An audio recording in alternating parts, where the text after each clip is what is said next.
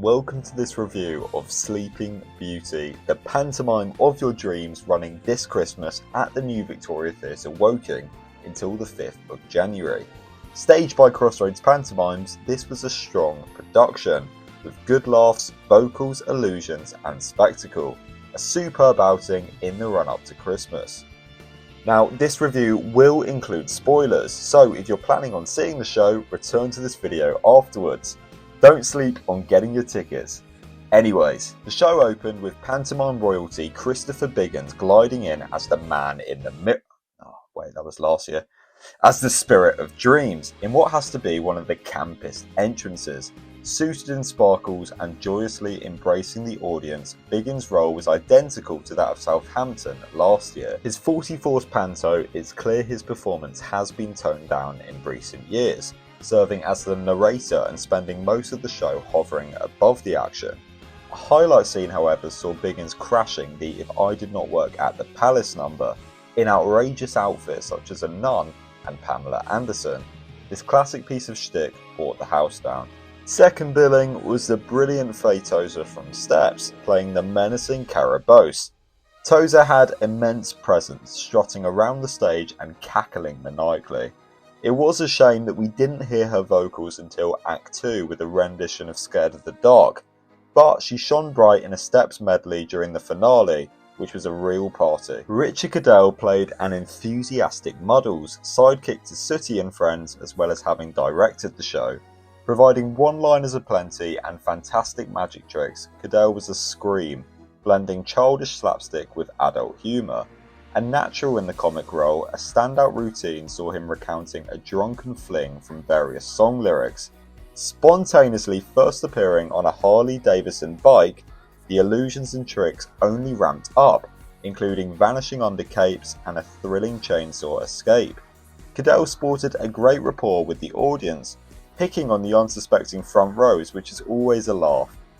With his signature spell, Izzy Wizzy Let's Get Busy, Sooty was an absolute hoot, soaking the front rows with water and impressing in a routine with 3 buckets. The true showstopper, however, was Sweep, with a rendition of Nessun Dorma.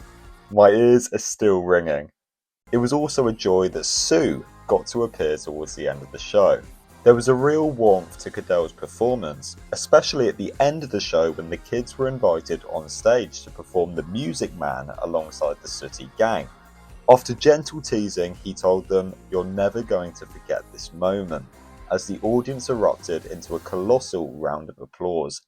And that right there is the magic of pantomime. Will Richardson played Prince William of Westfield, providing true love's kiss to save Rhiannon Drummond's Princess Aurora. Both were effulgent performers with powerful voices, but were underutilised. Almost superfluous were Aurora's parents Queen Constance and King Kenneth, played by Brenda Longman and James Patterson respectively. Whilst I'm sure great actors, these two were given the most basic characterisations and were rarely a part of the action. Their presence could have easily been replaced by members of the ensemble. Talking of the ensemble, they were boundlessly energetic as always. A high-octane collection of Christmas songs, including Frosty the Snowman, firmly cemented the audience in the festive spirit. Sleeping Beauty wowed with spectacles courtesy of the twins FX. Act 1 closed with a huge helicopter endearingly piloted by Sooty and flying out over the stalls. Act 2 then saw a giant, smoke-breathing dragon. These special effects adding magic and splendour to the proceedings, especially for the younger ones. A bit more pyro wouldn't have gone amiss, however. The set was perfectly serviceable, a bit of a hodgepodge from various titles, but was pretty enough. Cadell's direction was pacey, constructing the pantomime around the tried and tested set pieces and Sooty's shtick. It's clear the guy loves and respects the art form, having won the 2023 Panto Hall of Fame award. To conclude, Sleeping Beauty was a strong variety pantomime, featuring immense song and dance, Biggins the king of pantomime and the eternally lovable Sooty. There was a lot to like in this production. Now, some of the cast could have been better utilised, and Cadell arguably gave an even better showing in Southampton a few seasons back, but this was a fun one. With planned ad-libbing, local references, boos and It's Behind Yous, This pantomime could be described as a paint-by-numbers production. Instead, I'd call it a greatest hits. The energy in the theatre was truly joyous. I give WOKING's 2024 pantomime Sleeping Beauty a 4-star rating.